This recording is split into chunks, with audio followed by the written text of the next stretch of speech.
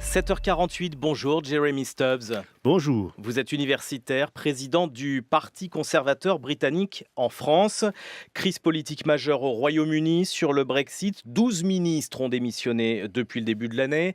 Theresa May envoie les députés en vacances plus tôt que prévu. Les partisans du Brexit ont dû payer une amende parce qu'ils avaient dépassé le plafond des dépenses pendant la campagne du référendum il y a 2 ans.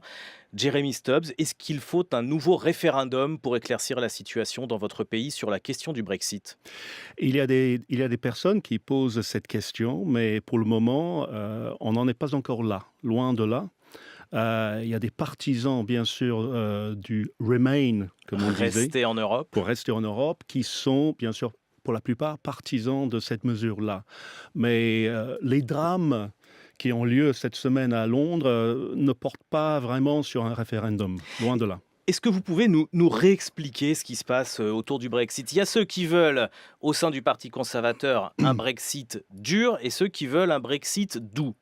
Expliquez-nous ça. Exactement. Il y a les doux et les durs, comme souvent c'est le cas dans la vie. Et ils ne sont pas du tout d'accord. Et puis il y a d'autres qui sont au milieu. Theresa May, la Première ministre, est exactement au milieu. Et ce qu'elle propose en ce moment, c'est un compromis. Ce qui arrive souvent avec les compromis, c'est que ça attire le feu des extrémistes des deux côtés. Et c'est ce qui arrive en ce moment. Elle a une semaine extrêmement chargée parce que hier et avant-hier, il y a eu 2 votes sur 2 projets de loi très importants pour le Brexit. Ensuite, aujourd'hui, elle, comme c'est la coutume hebdomadaire, elle fait face aux questions du Parlement. C'est toujours Ensuite, très musclé. toujours très musclé, mais bon, c'est sportif.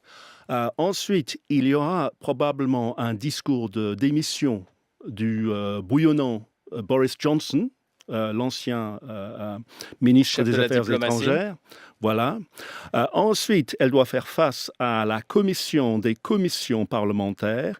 Ensuite, elle doit faire face à ses propres députés et au comité 1922 que C'est tous les les premiers sages du ministres, parti. c'est un peu les sages du parti. Il faut expliquer aux auditeurs français qui ne sont pas habitués à ce système très parlementaire, cette querelle au niveau du gouvernement, c'est d'abord une querelle au sein du Parti conservateur. C'est l'équivalent de la droite française qui est très divisée sur la question européenne. Oui, mais à cet égard-là, le Parti conservateur n'est que le microcosme de tout le gouvernement, droite-gauche confondue, et du pays. Si c'était seulement une querelle fratricide, ce serait bon limité, mais c'est le reflet exact du pays entier. Est-ce que Theresa May peut tomber comme Margaret Thatcher était tombée à cause d'une réforme fiscale qui n'avait pas plu à son parti? C'est possible, parce qu'après tout, sa situation est impossible. Entre les durs et les doux, et ensuite derrière Bruxelles, c'est une situation impossible. Mais en même temps, ce qui la protège, ce qui la maintient là où elle est, c'est justement l'impossibilité de la situation. Parce que personne d'autre ne veut assumer ce même rôle. Selon la presse britannique ce matin, selon le Times notamment, Theresa May a menacé de démissionner pour qu'il y ait des nouvelles élections législatives. C'est Elle un a, moyen de s'en sortir pour elle? Ce serait un moyen de s'en oui, sortir? elle a plutôt laissé entendre que ce serait possible, parce que cette menace, elle est toujours présente. Tout le monde sait que ce serait un désastre. Tout le monde au sein du Parti conservateur, mais même à gauche, ce serait un désastre pour les négociations.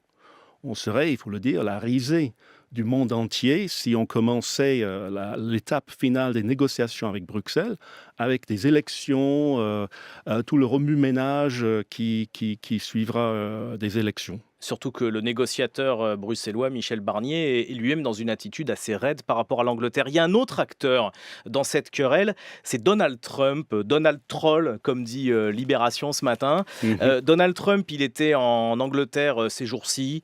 Il a humilié la reine, il a humilié Theresa May, et en gros, il dit si vous voulez un bon accord commercial avec nous, les Américains, il faut un Brexit dur. Trump est arrivé comme un chien dans un jeu de quilles dans le jeu politique anglais. Je pense qu'il est plutôt passé comme ce ballon à son effigie qui est passé au-dessus du Parlement. Il est parti. Il n'a pas eu beaucoup d'effets. On a déjà assez de chaos. Même lui ne peut pas empirer la situation. Tout de même, Churchill nous disait que si le Royaume-Uni devait choisir entre l'Europe et le grand large, il choisirait toujours le grand large, c'est-à-dire l'Amérique. Aujourd'hui, le grand large, c'est l'Amérique de Trump. Est-ce que le peuple britannique n'a pas fait un choix historique au plus mauvais moment de l'histoire ? C'est bien possible et les générations futures décideront. Aujourd'hui, il n'y a plus ces choix aussi tranchés. Que l'on soit en Europe ou à l'extérieur, on est toujours dans un système aujourd'hui où il y a des règles. Il y a des règles partout. Il n'y a plus de grand large. Ça, c'est fini. L'Organisation mondiale du commerce a mis fin à cette idée-là. Donc, on est toujours en train, pour poursuivre la métaphore, de naviguer entre des rochers. C'est très périlleux.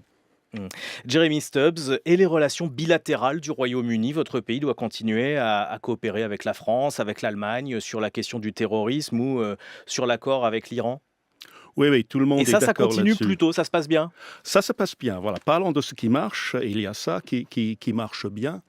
Et puis à la fin, vous avez évoqué M. Barnier, mais à la fin, ce qui compte, c'est ce que diront Mme Merkel et M. Macron. Et nous n'en savons rien pour le moment, mais ça pourrait être positif. Jeremy Stubbs, merci d'avoir été l'invité de France Inter. Je rappelle que Merci. vous êtes le représentant du Parti conservateur en France. Have a nice day. Thank you.